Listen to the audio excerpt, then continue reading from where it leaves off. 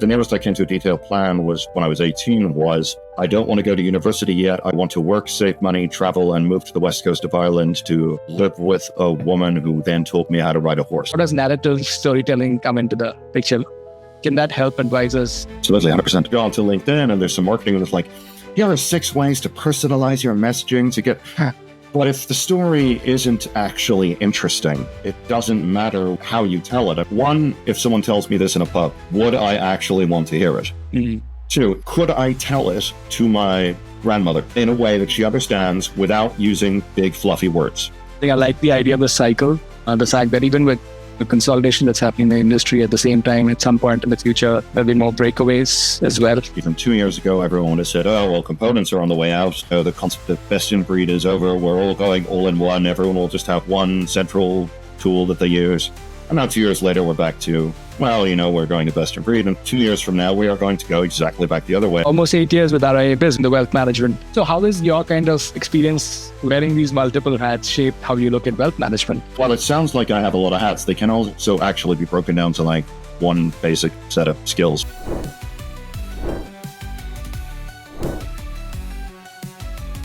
Hi, Oisín. How are you doing? Good morning. Very good, very good. Life is grand. The sun is not shining, but I'm in Scotland, so it's warm, grey, cloudy, and probably going to be dreek, if you've ever heard the name of dreek. Yes. And from my experience of Edinburgh, that sounds like summer. Yeah. I remember living there and getting to 20 degrees Celsius was like an achievement. Yeah, I know. Except last year there was one day where it hit 31 for one day. Wow. Okay. I mean, Britain and Scotland it's getting warmer at least some days.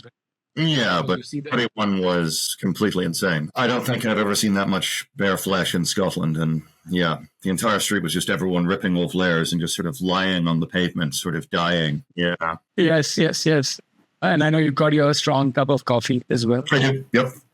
Perfect to get started. So, Oisín, I think one of the, we can start as, one of the things that I really admire and about you is the fact that you've worn so many different hats in your career, right? From being a teacher to being a research analyst in finance to, being a, award-winning journalist. What other hat do you still have to wear? What is left in the...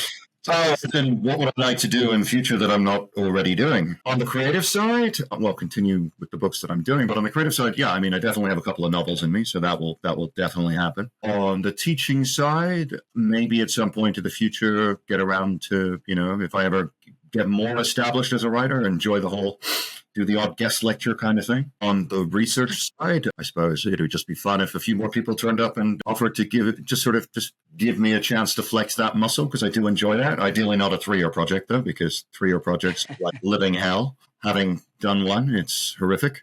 But, a nice 6 months, can you spend some time researching this? That'll be fun. On the journalism side, keep doing it. Increase the amount of editing work I do as alongside the actual writing and research. I keep doing it because it's a lot of fun. Because, while it sounds like I have a lot of hats, they can also actually be broken down to like one basic set of skills, which is, I guess, investigation, being irritating, being a gadfly, being extraordinarily persistent while hopefully being somewhat friendly, being able to think laterally. That's probably that, and creativity. Lateral thinking and creativity are probably my 2 actual quote unquote strengths. I can be bad at other things, but taking a lot of data very quickly, knowing how it all connects and then moving with it is probably the one thing I'm very good at. Right. Always was. It's why I like off the cuff thinking, and it's why I like improvisation, that kind of thing. Right. And we'll get into more of that, but actually also very curious to know this. How did all this happen? Like, how did you end up doing what you've done? What's the backstory there? Yeah, I think that also fits with the whole thing I was mentioning about kind of spontaneous personality. Is a lot of people have, detailed plans. The nearest I came to a detailed plan was when I was 18 was, I don't want to go to university yet. I want to work, save money, travel, and move to the west coast of Ireland to live with a woman who then taught me how to ride a horse. Yeah. So I think kind of more like I had these like sort of vague sentiments that I wanted to be involved in a mix of business, research, writing, analysis, thinking, creativity. Those are always the things I always liked. But I think if I were my own father or my own mother, I would probably hate the way I've gone about everything, because It's always hard when you look back, but why they would have been frustrated because, it was not a conventional path. I mean, I did go to university, but I didn't go till I was 24 and a bit, maybe 25. Yeah, 25 actually.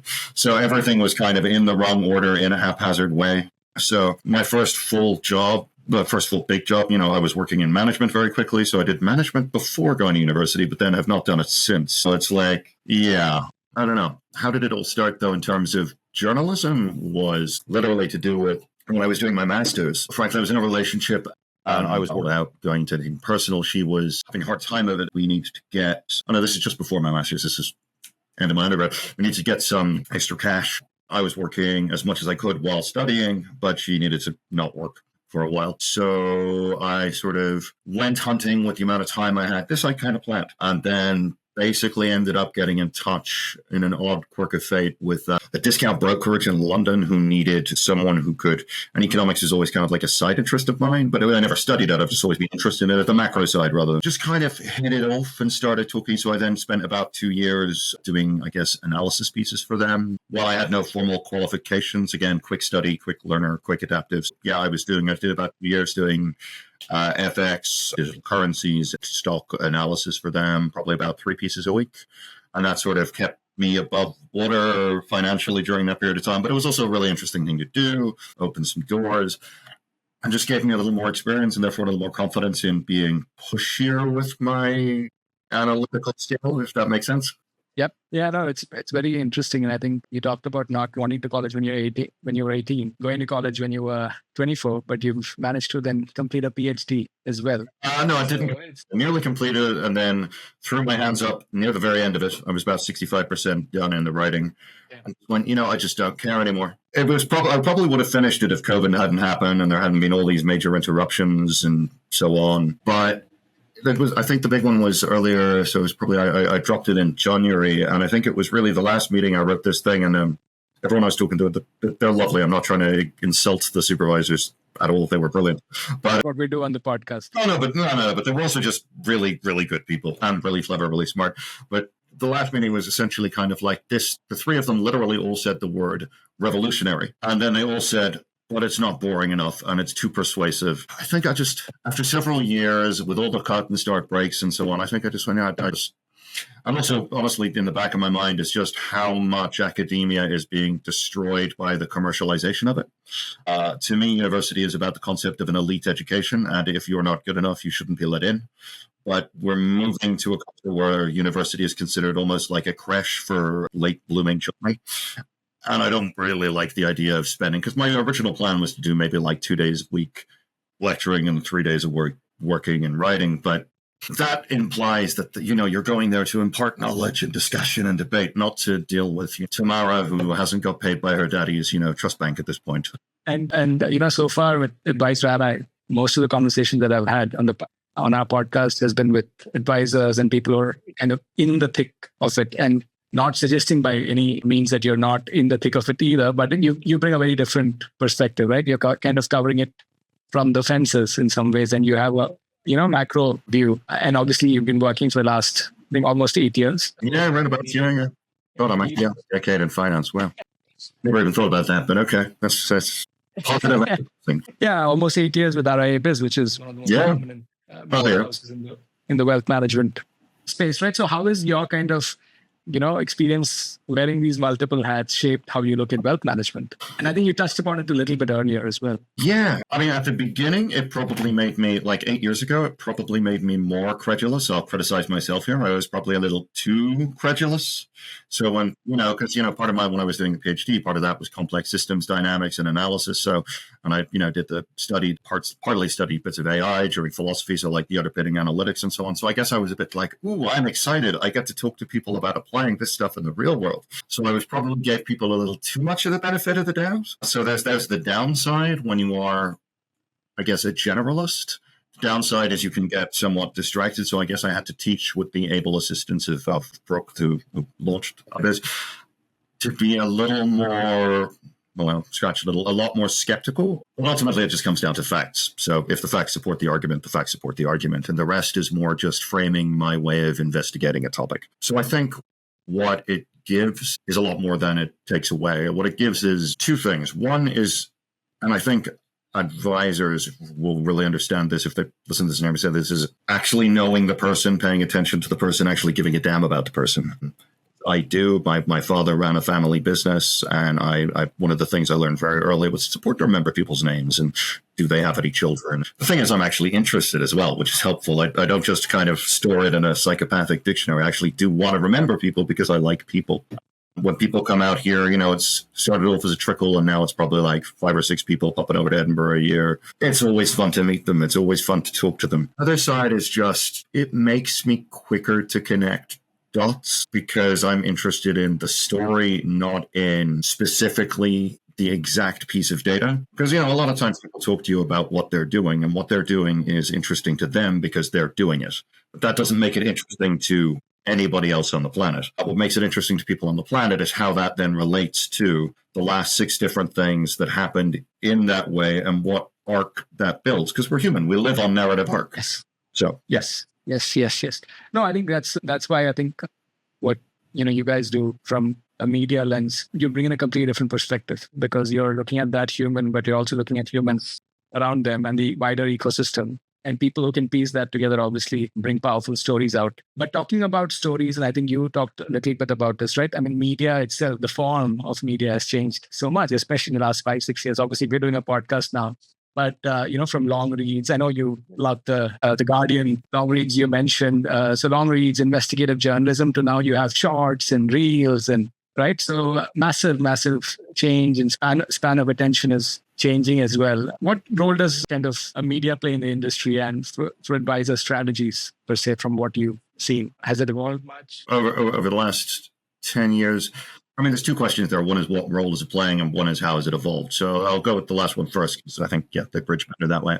I think it's one of those things we overstate it because it's a story we tell ourselves all the time. Like, for example, yesterday I was reading about just a tweet from one of the guys who was a big systems engineer during the year 2000 thing. And I remember that. I mean, I was only a kid, but I was a bit of a computer nerd when I was a little kid. And it was a real thing that really where the 2 dates instead of 4 to save on bitrate, et cetera, was a problem. Except the coders actually worked really hard over about 10 years to fix it. And they did fix it. But now you get a lot of people going, it was never a thing, it never happened. It genuinely did. So sometimes when stories get repeated or when the understanding of how some things gets repeated, we all internalize it as fact. So has journalism changed? Yes. Has a lot of it changed for the worse? Yes. Is it as dramatic as we're saying? I don't think so. And I think that big change goes a long way back, probably 2003, it's maybe even earlier. And I mean, also financial journalism is not, has always had things like sponsorship and support. It's had tread an interesting line because you are working with large companies. You are slightly more part or involved in the ecosystem as well as you're not, meeting Deep Throat in a car park, both of you chain smoking cigarettes and riding away. There is an element of fair play. But obviously, though, if there was a question between reporting fact or anything, it's always fact. Fact always comes first. It's obviously, one of the Guardian's founding members was a guy called C.P. Scott, and he said, comment is free, but fact is sacred. And I think that's very, very true. But I mean, the big change, I actually think it was just a misstep. Nothing to do with finance papers. It's just media in general. There was a very quick shift around about like 2006 to a lot more BuzzFeedy mass-produced content. I don't think anybody actually liked it. I don't think anybody actually likes it. It's just something people throw on the phone, like the same way they do the free newspaper. But people, I think, when I talk to people I know who like to consume the news, being me, most of the people I know, you've got heavy readers and soft readers. Most of the people I know are heavy readers of the news in general. I do like the live blogs of the shorts, where it's like 3 sentences, 4 sentences, but continuously updated. I remember during the Eurozone crisis in like 2011, I was reading that every day. And it was really interesting because it's basically it's kind of the way a journalist would research. Here's the side point, here's the side point, here's the side point. And that's really interesting stuff. I don't actually agree that long-form content puts people off. I think long-form content without a story puts people off. So as a writer, one of the things that was quite hard for me to learn about journalism was just how much you have to front load. Because, my novel, I've written essays, novels, opinion pieces, analysis, books, poems. Well, all of those are about spooling out something in a measured way. Well, journalism begins with a hard drum beat, and then you kick into the rhythm.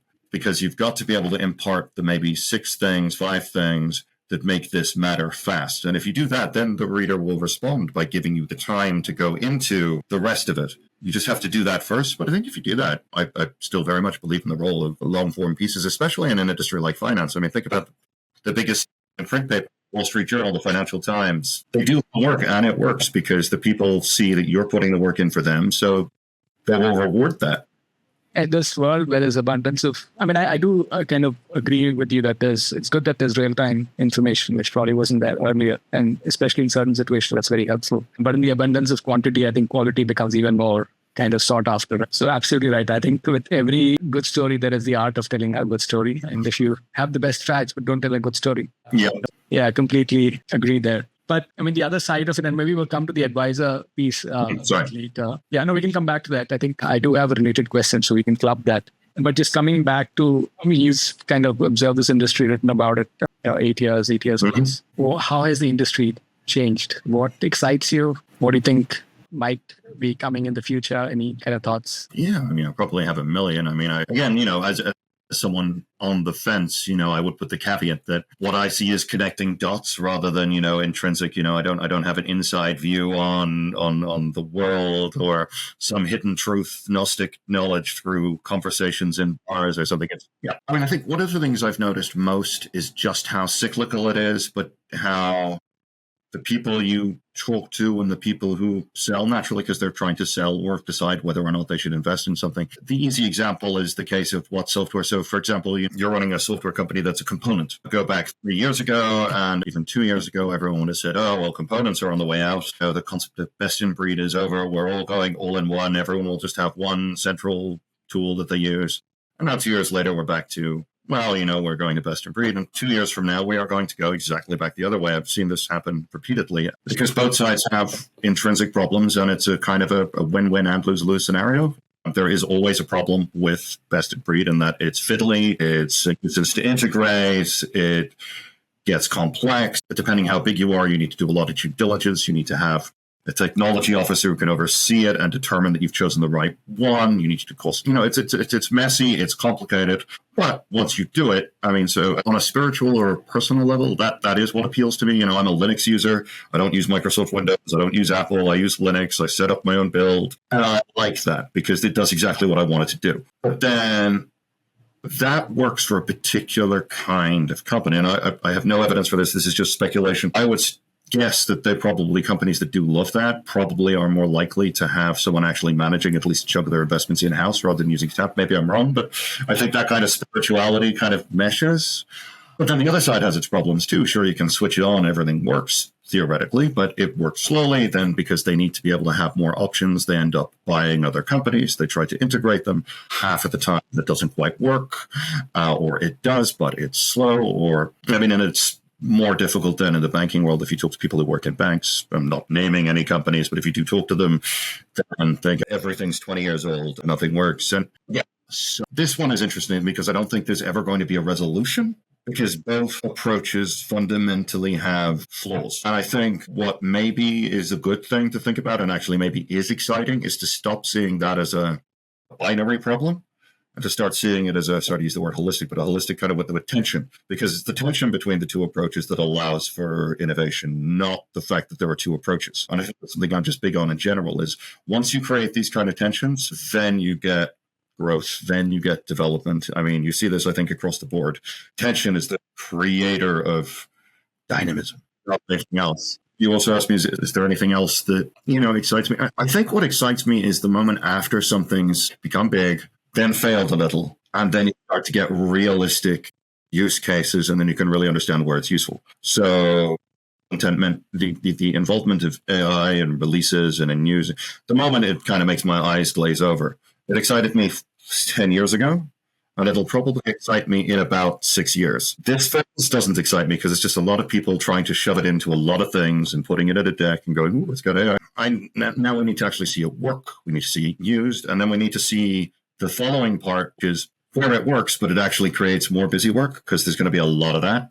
That needs to get away as well. I've got a fair few friends who are like yourself, coders, designers, and they started out being, maybe 2 years ago, it's speeding everything up. And now they're kind of going, yeah, I'm cutting back how much I use it, because for a lot of the stuff, it does it, but it does it sloppily, and I have to spend the same amount of time fixing it than I do writing it. So I'd also then lose my space. So I'm excited to see how it matures and how it gets used once it's matured and we've decided it shouldn't be in everything. Right. Like this, sorry, just a thought. Must have been like this in Italy when they discovered the tomato. For 5 years. Yeah. I think sometimes we look at chili the same way, although it wasn't discovered yet. But very interesting. I think I like the idea of the cycle. The fact that even with the consolidation that's happening in the industry, at the same time, at some point in the future, there'll be more breakaways as well. I think it is definitely going through a hype cycle. I think, to your point, a lot of people started saying that this will replace engineers, and then they realize that it can do a lot of damage too if you don't think through how you're building your foundational code. Yeah, so point completely taken. But there are areas as well, I think, where it can have meaningful impact. It's just not a cure for every single thing out there. But on the other hand, I think you have a very interesting perspective because you studied this, right? You've studied connected systems and complex systems. Yeah, give us a little bit of a history lesson on how AI has got to. I mean, if you want to go to complex systems dynamics, which is, you don't get people understanding how to build contemporary AI unless you do that. I mean, that can be traced back to, like early theories of alchemy, contemporary alchemy in like the 13th century, if you want. Yes. But just assuming that happens, I mean, a kind of a more modern arc, let's just stick with the modernist thing. You kind of get it with the early cyberneticists. So in the 20s, 30s, people like von Barton-Affley, they were, I guess, just studying how systems work. And at that time, there's a lot more overlap in thinking between, physics, biology, but still goes into the into the 90s as well. There's some really interesting stuff like biologist called Varela, if you're ever interested, about pathology of disease and how it's epidemiology of disease and how it's spreads and how that relates to systems dynamics. But so it starts in the 20s all over the world. It's just a way of thinking, a way of understanding how things interrelate. It's basically building a philosophical framework for how many layers of the onion. Right. And through that, we started getting people designing, because we're still on punch card computers, but we get people designing ways to create loops. And you kind of get the first beginning, I guess, of the theoretical concept of soft intelligence, which we just sort of shelved for 50 years. But you also get hard intelligence. So the idea of how to code things, hard coding, and then all of that. So for like 20 years, the kind of cybernetics, there's a whole list of the European Center for Cybernetics Research, and there's conferences all the time for this period until the war, basically, when anyone like this is, then into code breaking. But then you get through this, you get people like Turing, who again, into code breaking during the war. We would have been well up on all of this sort of research and the Turing test, these kinds of concepts on how to program. Although, first programmer in the world, do you know the name of the first programmer in the world? I don't, actually. Ada Lovelace. Yes, definitely. I heard the name before. Yeah, no, just one of those things. Most people seem to think the first programmer in the world was definitely a man when it was actually not. Computer in the world was Charles Babbage's secondary differential engine or something like that in the 1880s. He just didn't think it had a use. He also invented a calculator. So, yeah, they did it for fun. So during World War II, you get a big leap in, I guess, what we developed proto-AI. I told you about this before, the pursuit of C-minds, how to make a machine after World War II. And the US was a huge researcher in this. I mean, the US began to make a huge amount of breakthroughs just around this time. The problem is that you can't teach how to find it because it's a knack, not skill. So it's the same. I cannot logically explain to you how to open a beer bottle with a lighter. You just have to do it. I'm actually terrible at doing it. So am I. Always looking for an opener, but some people seem to have the knack. Yeah, exactly. So what they used to do was just sit down a junior solar engineer with the senior solar, lad, and then they'll just go through, and then the guy will go, C-mine. And eventually the other guy goes, C-mine, and then they understand.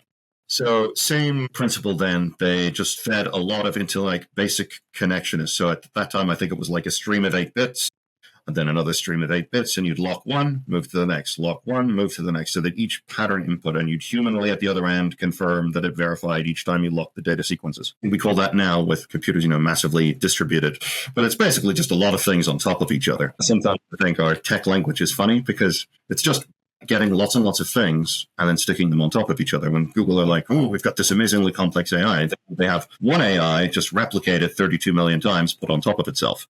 And that creates the complexity. But the complexity isn't in the thing itself, it's in its multiplication.